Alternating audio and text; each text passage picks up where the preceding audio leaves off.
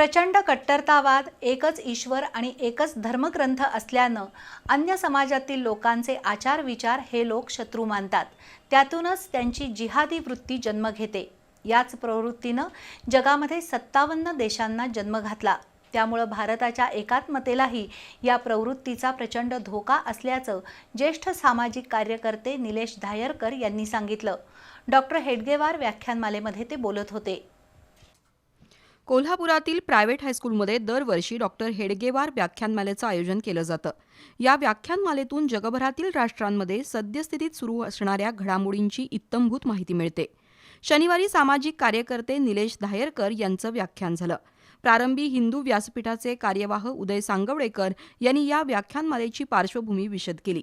विशिष्ट समाजाचा एकच ईश्वर आणि एकच धर्मग्रंथ आहे. या समाजाला मानणारे अन्य लोकांना शत्रू समजतात. त्यामुळे त्यांच्यात आपसुकच जिहादी प्रवृत्ती निर्माण होते. त्यातून भारतात देखील ही प्रवृत्ती वाढत चालली आहे. त्यासाठी जात, धर्म, पंथ, भाषा भेद टाळून हिंदू समाजानं एकत्रित नांदणं गरजेचं आहे.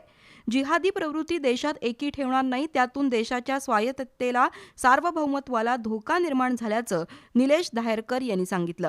आखाती देशात या प्रवृत्तीनं जन्म घेतला. त्यांनी 57 देशांना जन्माला घातलं. 12व्या शतकापर्यंत त्यांनी मध्य आशिया बळकावला. परिणामी पर्शिया देशातील पारसी लोकांना भारताचा आसरा घ्यावा लागला. पर्शियाचं रूपांतर इराणमध्ये झालं. इतरांप्रमाणेच इजिप्त, तुर्की, लेबनॉन या देशांनी जिहादी प्रवृत्तीचा अतिशय कटू अनुभव घेतलाय. या उलट हिंदू धर्मात चिकित्सेला वाव आहे. जे वाईट आहे ते काढून टाकलं जातं. नव्याचा स्वीकार केला जातो. पण जिहादी प्रवृत्तीत चिकित्सेला परवानगी नाही.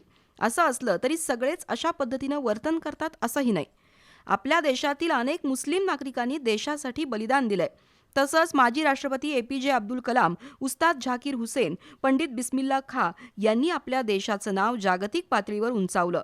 त्यामुळे आपल्या देशात अजूनही अनेकतामध्ये एकता असल्याचं दिसून येतं, असंही धायरकर यांनी सांगितलं.